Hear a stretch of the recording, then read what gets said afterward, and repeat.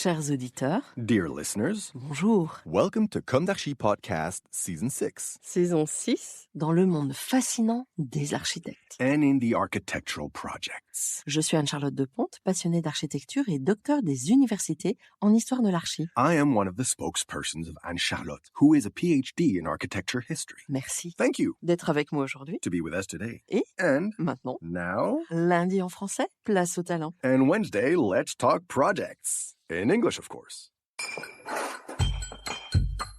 Bienvenue dans Comme d'Archi. Chers auditeurs, ravis de vous retrouver aujourd'hui en compagnie de Philippe Prost et Antoine Picon. Bonjour Philippe et Antoine. Bonjour. Bonjour.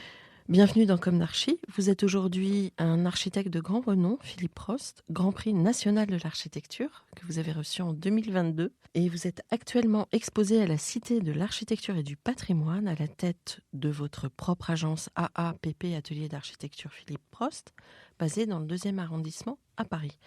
Merci pour votre venue dans Comme d'Archi. Antoine, je ne vous laisse pas tomber, je reviens à vous. J'ai une petite aparté, là, avec Philippe Prost, parce que je voulais souligner 2 choses qui m'ont frappée quand j'ai visité votre exposition. Et tout d'abord, en la mémoire de mon aïeul Joseph Beuchet, père, qui était facteur d'orgue et qui a redressé d'ailleurs la grande manufacture Cavalier-Coll dans les années 30, qui a travaillé sur l'orgue de Notre-Dame. Mhm. Et sa femme, ma grand-mère, qui était élève de Marcel Dupré. Mhm. Et concernant cette passion musicale que vous avez, parce que vous avez commencé par jouer de l'orgue. Oui, alors c'est vrai que c'est un peu particulier. D'ailleurs, les partitions de Bach, c'est des partitions retranscrites par Marcel Dupré, celles que j'utilisais à l'époque. Et oui, c'est un instrument qui me fascinait. Et bien que mon milieu familial soit pas du tout musical, mais c'est un instrument qui me fascinait.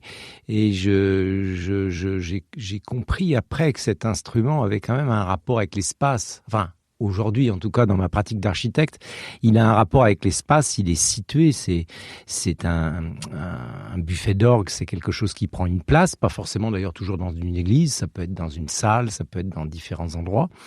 Et la résonance de la salle est évidemment quelque chose de très important.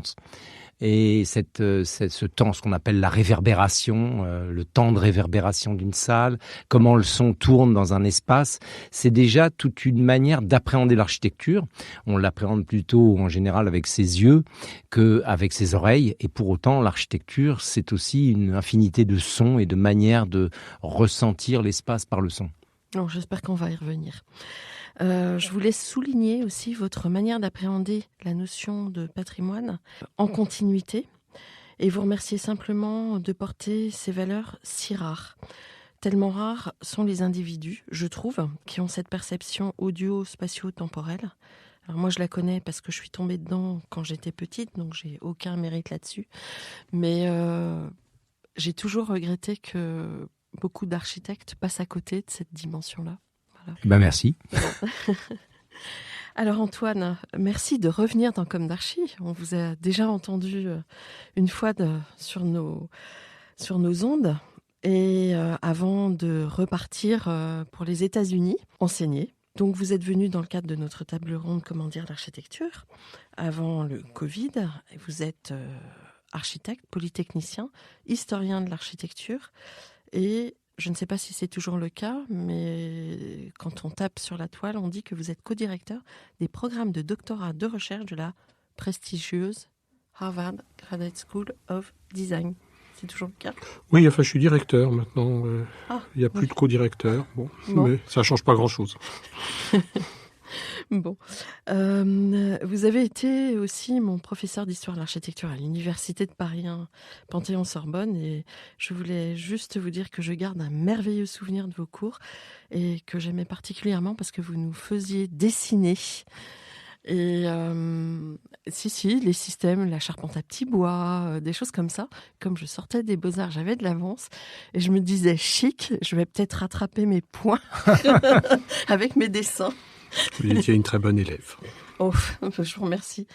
En tout cas, je crois que vous nous avez marqué cette génération et vos cours étaient passionnants. Voilà. Merci. Alors, on va attaquer, on va rentrer dans le vif du sujet. Retrouvez l'intégralité de cet épisode sur Apple Podcast, Acast, Deezer, Spotify.